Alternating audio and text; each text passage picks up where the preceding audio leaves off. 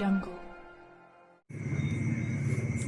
नेरलेत लिंगायत समाजाच्या दफनभूमीच्या प्रश्नावरून संताप, मृतदेह ग्रामपंचायतीसमोर ठेवून ठिय्या आंदोलन. नेरले तालुका वाळवा, जिल्हा सांगली. लिंगायत समाजाच्या दफनभूमीचा प्रश्न तातडीने मार्गी लावण्याच्या मागणीसाठी नेरले येथे संतप्त समाज बांधवांनी आक्रमक पवित्रा घेतला. दफनभूमीच्या जागेची मोजणी, चतुर्सीमा निश्चिती आणि विकास कामासाठी आवश्यक ना हरकत प्रमाणपत्र एनओसी मिळत नसल्याच्या निषेधार्थ एका समाज बांधवाचा मृतदेह थेट ग्रामपंचायत कार्यालयासमोर आणून ठिय्या आंदोलन करण्यात आले. ग्रामपंचायतीने लेखी आश्वासन दिल्यानंतर आंदोलन मागे घेण्यात आले. नेरले ग्रामपंचायत हद्दीतील सर्वे क्रमांक 478 मध्ये लिंगायत समाजाच्या दफनभूमीसाठी सुमारे 10 गुंठे जागा मंजूर असल्याचे आंदोलनकर्त्यांनी सांगितले. या जागेच्या विकासासाठी आमदार सत्यजित देशमुख यांच्या स्थानिक विकास निधीतून सुमारे 15 लाख रुपयाचा निधी मंजूर झाला आहे. या निधीतून दफनभूमीसाठी संरक्षक भिंत, रस्ता, शेड यासह विविध मूलभूत सुविधा उभारण्याचे प्रास्ताविक आहे. मात्र विकास कामांना सुरुवात करण्यासाठी ग्रामपंचायतीची एनओसी तसेच जागेची अधिकृत मोजणी आणि चतुर्सीमा निश्चिती आवश्यक आहे. यासाठी वारंवार पाठपुरावा करूनही संबंधित प्रक्रिया पूर्ण होत नसल्याचा आरोप समाज बांधवांनी केला. त्यामुळे मंजूर निधी असूनही प्रत्यक्ष विकास कामे रखडल्याने समाजात नाराजी वाढली होती. दरम्यान गावातील एका समाज बांधवाचे निधन झाल्यानंतर अंत्यविधीसाठी दफनभूमीच्या ठिकाणी अडचणी निर्माण झाल्या. दफनभूमी परिसरातील अस्वच्छता तसेच शेजारील शेतकऱ्याकडून आक्षेप घेतले जात असल्याने मृतदेहाच्या अंत्यसंस्काराचा प्रश्न निर्माण झाला. अखेर संतप्त समाज बांधवांनी मृतदेह ग्रामपंचायत कार्यालयासमोर आणत प्रशासनाचे लक्ष वेधण्यासाठी ठिय्या आंदोलन केले.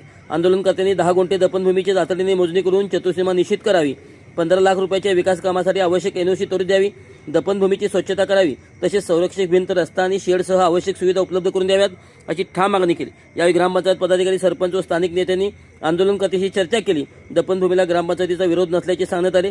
तसेच सार्वजनिक बांधकाम विभागाला आवश्यक एनओसी संदर्भात पत्र देण्याबरोबरच भूमी अभिलेख, तहसीलदारांनी पंचायत समितीकडे दफनभूमीची मोजणी व चतुर्सीमा निश्चिती करण्यासाठी तातडीने पत्रव्यवहार करण्याचे लेखी आश्वासन ग्रामपंचायतीने दिले. ग्रामपंचायतीच्या आश्वासनानंतर समाज बांधवांनी ठिय्या आंदोलन मागे घेणे, त्यानंतर मृतदेह ग्रामपंचायत कार्यालयासमोरून हलवून अंत्यसंस्काराची प्रक्रिया पार पडली.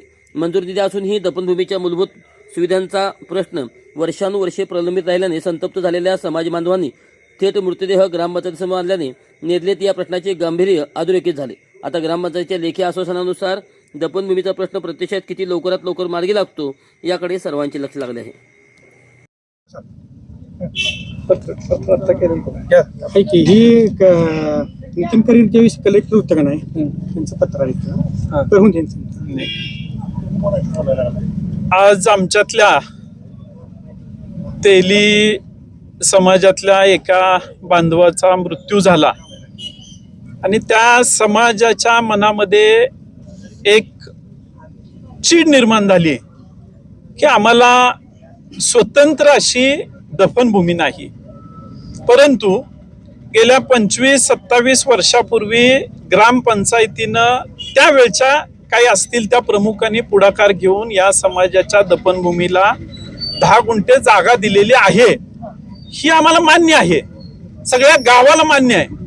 पण त्या दफनभूमीची डागडुजी किंवा त्याची स्वच्छता किंवा त्याला जी दफनभूमीमध्ये ज्या सुविधा पाहिजेत त्या सुविधा आम्ही दिलेल्या नाहीत. त्याचं कारण असं की त्या सुविधा देताना शेजारच्या शेतकऱ्यांनी त्या दफनभूमीबद्दल ऑब्जेक्शन घेतलं आणि ते मेहरबान कोर्टामध्ये ते गेले आणि कोर्टाच्या काही त्यांनी कागद, फाईल, ऑर्डर आणून दाखवल्या, ग्रामसेवकांच्याकडे दिल्या, PWDच्या ऑफिसमध्ये पत्र दिलं. त्यामुळं आम्ही ह्यामध्ये फार मोठा हस्तक्षेप केला नाही.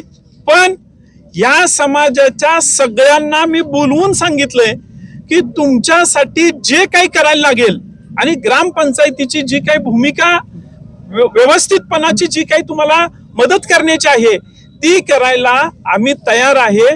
ग्रामपंचायतमध्ये आम्ही पदाधिकारी नसलो तरी यांच्यासाठी मदत करायला तयार आहे. याचं एक उदाहरण तुम्हाला सांगेन की अशाच माळी समाजासाठी सुद्धा दफनभूमी नाही. गेल्या 6 महिन्यापूर्वी त्यांची स्वतंत्र बैठक घेऊन त्यांचा प्रस्ताव आम्ही सगळी ग्रामपंचायतची बॉडी आम्ही सगळे प्रस्ताव करायला लागलोय की माळी समाजाला सुद्धा काही त्या समाजातल्या लोकांना 1 गुंठाही जमीन नाही, त्यांनी दफन कुठं करायचं, त्यांच्यासाठी सुद्धा आम्ही दफनभूमी करायला पुढाकार घेतलाय. त्यांना आम्ही जागा देणार आहे आणि या जागेबद्दलचा शेजारच्या शेतकऱ्यांना कायदेशीर काही गोष्टी आमच्याकडे आणून दिल्यामुळं आम्ही थांबलो. पण यांची 10 गुंठ जागा दिलेली आहे. त्या जागेवर ह्यांना ज्या सोयी सुविधा करायला लागतील त्या कोर्टाकडनं किंवा कलेक्टर साहेबांच्याकडनं जी योग्य ती कायदेशीर प्रोसिजर आम्हाला काही सांगतील, आम्ही स्वतः त्यामध्ये ग्रामपंचायतच्या फंडातनं तिथं पैसे खर्च करायला सुद्धा तयार आहे. याचा चुकीचा अर्थ कुणी लावू नका. याचं राजकारण करायचा हा विषय नाही किंवा चुकीच्या पद्धतीनं ह्या विषयाकडे बघायची गरज नाही. पण मला सुद्धा दुर्दैव वाटतंय की आज गेल्या 4 वर्षामध्ये ग्रामपंचायतच्या समोर असा एखादाही विषय कुठला चिघळला नाही, आला नाही. हा विषय आला. मी या सगळ्या समाजाच्या दिलगिरी व्यक्त करतो या समाजासमोर आणि यांच्यासाठी जे काही करायला लागेल ते करायला आमची स्पष्ट आणि ठाम आमची सगळ्यांची भूमिका आहे. ते पत्र आहे.